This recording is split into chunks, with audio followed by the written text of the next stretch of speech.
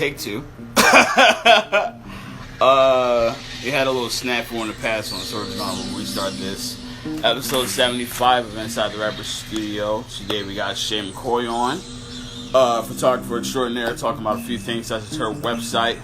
Also talking about the project West Baltimore Ruins. Really important stuff going on.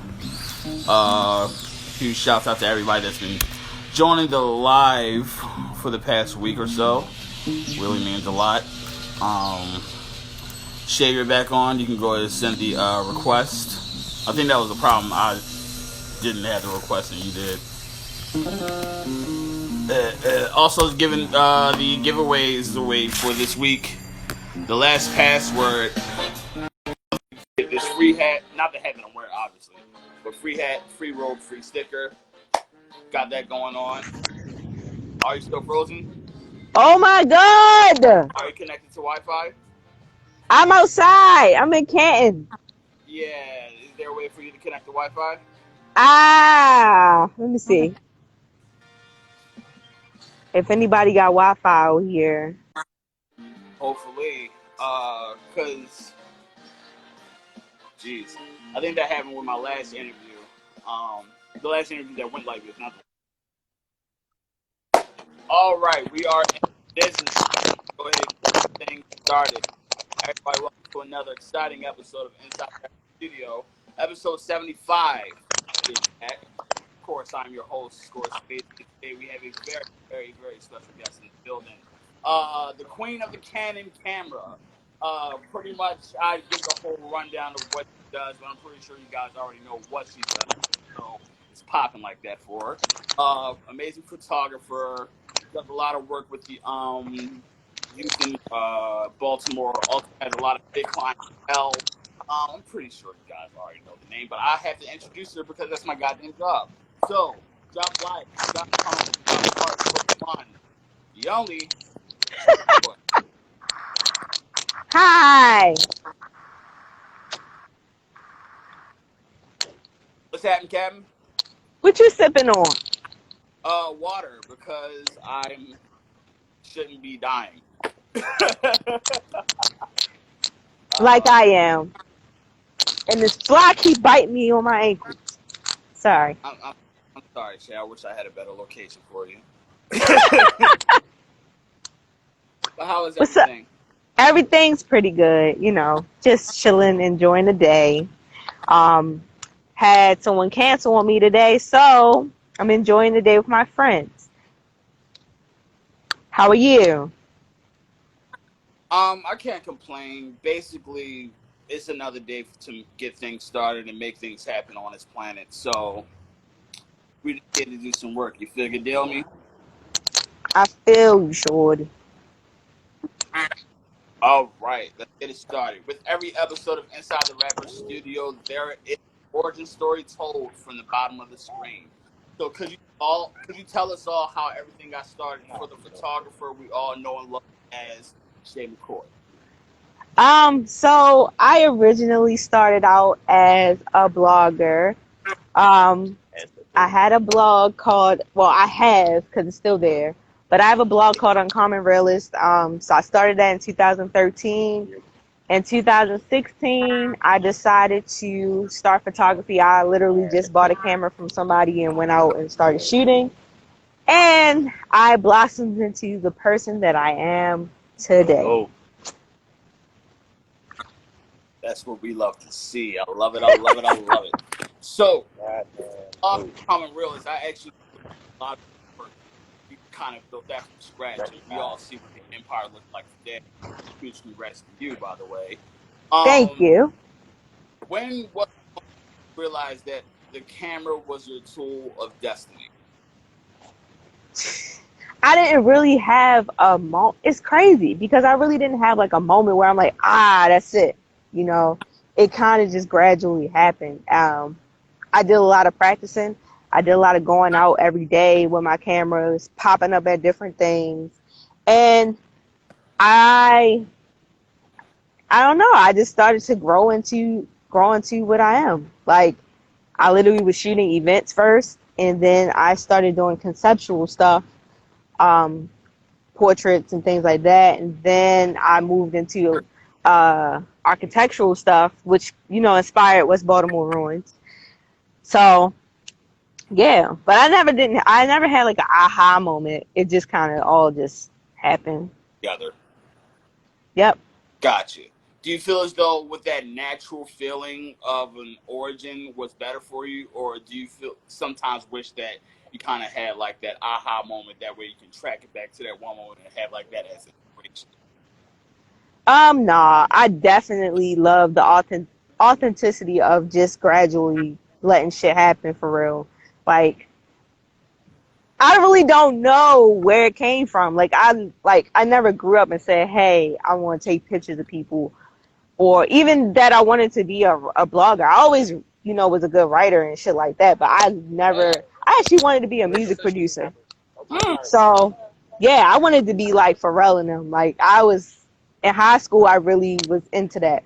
But yeah, I don't know where this shit came from. It's like that's how things happen in my life. You just kind of emerge. Got you. Um, Speaking of high school, for ones that don't know, we actually met in high school in Mr. Collins' class, which was graphic design, which is very ironic right now because both of us are into media. Of course, I do like Swayze TV and that stuff, but you pretty much have an empire that is known as Shae McCoy photography, even to the point where like your empire has reached such as billboards from Mount Vernon to the other sides of the city and things like that. So I kind of wanted to talk to you about having those big spots and big moments and big clientele. Do you feel as though within those years of just grinding and grinding, having that one billboard kind of like set straight path? Can you repeat the question? Sorry, someone just sent me a cash app. It's all good. We do you feel as though having those billboards and having those big clientele and big moments kind of set things like in a clear path for you for your photography? Um, I feel like they kind of what is the word I'm thinking about? It kind of pushed things, but I think that I already was in the mindset like I'm always in grind mode. I'm constantly in grind mode. I'm constantly in the mode where I'm like, all right, we gotta make this happen, make that happen. And if I have like a billboard happen, a publication publishes me or something like that, it's just like an extra bonus to keep me going. So yeah. Gotcha. So I guess we can move on to the I guess the project that we have that you worked on, which is West Baltimore Ruins. You've actually asked me to be a part of it for the vacant area project, right? Where you would have to a place where you used to live and see where now and years later. What inspired you to one start West Baltimore Ruins? So West Baltimore Ruins was really started on the humble for real. Like I always would have like my phone. Like your phone is like one of your best cameras to have when you out because you literally can pull it out and just shoot whatever. So I used to always like just shoot, buildings or like vacant houses because I felt like there was a beauty in them. Like in the way I shot it, the angle I shot it in, or anything like that. I just felt like there was some type of beauty there. And somebody had hit me up one day and was like, "Yo, you should start an Instagram for all of these, houses you're taking pictures of." So I'm like, And I had one picture I took over West around my old neighborhood, and I titled the picture on Instagram. I titled it West Baltimore Ruins because I was thinking like of like Aztec ruins and shit like that. And I was like, oh, this is cool. So that's how I just started the Instagram and named it that. And then I thought to make it a book because West Baltimore is constantly changing, and gentrification is happening. So a lot of things that were in West Baltimore that I grew up seeing, like housing, businesses, and things like that, they're gonna be gone within like the next few years. So I wanted to keep like some type of like memory of it and have other residents of West Baltimore have the same type of memory of that. Also wanted to bring attention to like public health issues and also to like blight and like redlining, all of those things that are going on that are affecting Black people that Right. live in these neighborhoods. Right. So I wanted to ask you about the storytelling within West Baltimore ruins, because a lot of the times for people that look from the outside, most of them have already like this preconceived notion of what Baltimore is, which is Right. pretty much like, your typical wire and gun raids and things like that. And in a sense, West Baltimore ruins kind of takes it to a different perspective of what goes on in here. So, what would you say is your narrative that you're telling within this project? Um, I want to say because it took me a long time to develop an actual purpose for the project. Because at first it really was just pictures, but then I started to realize there's a lot of like underlying issues beyond the houses.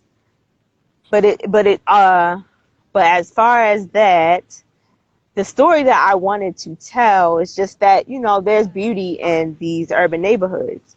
People see these urban neighborhoods and they're like, oh, crime, drugs, this, poverty, whatever, whatever. But I had most of my best and fun times in the projects and things like that. Like those were the times where I was very happy, but I didn't have much or nothing like that. But it shows you, it paints a different picture of like what people think poverty is. Like people who don't have that much still enjoy themselves, still are happy, and things like that. So that's like one. That's probably like the biggest thing I wanted to portray with the Yeah. project.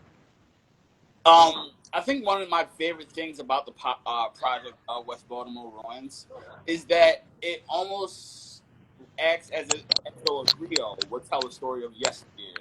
I did a little plug for Sid because she's in here, obviously. Hey Sid, hey Boo.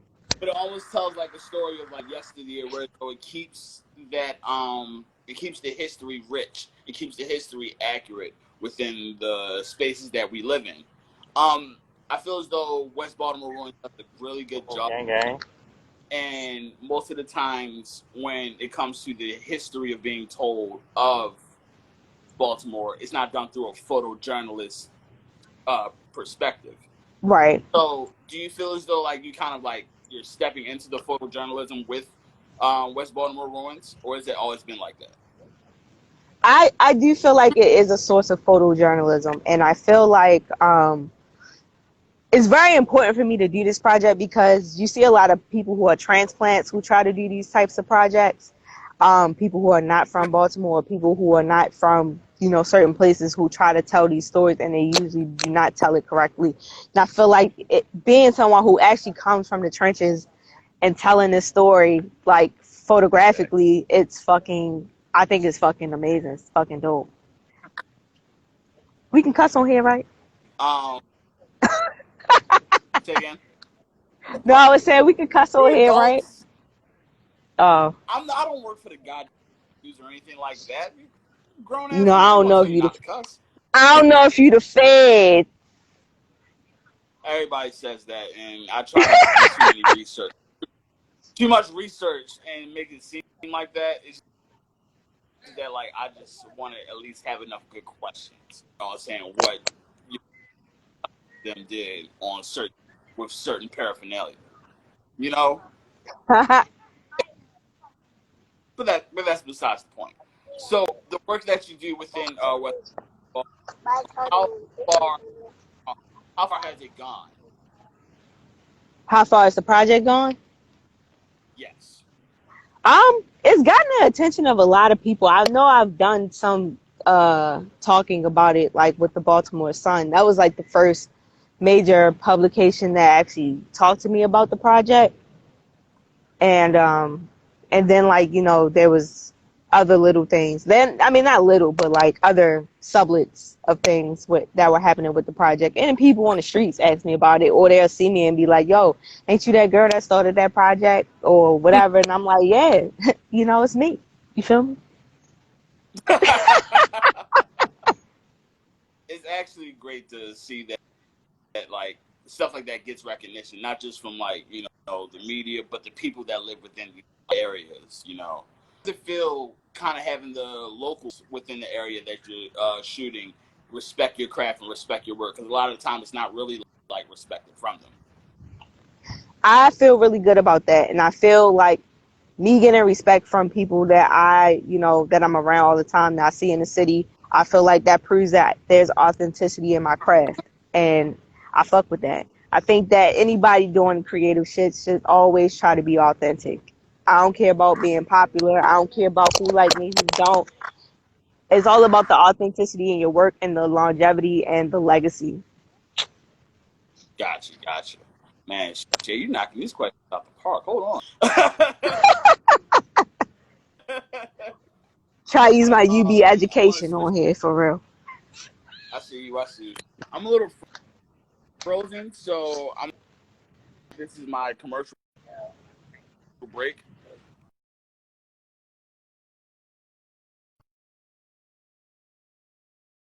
Bro, oh, there you go. Go, You hear me? go talk. I can't. Oh, what you We got a little Go connection table problem. Then we're talk. going to come say it right back. again? Cause you froze a little bit and I ain't hear nothing. Go table talk. We're going to restart and go on break real quick. Oh, all right, cool. Gotcha.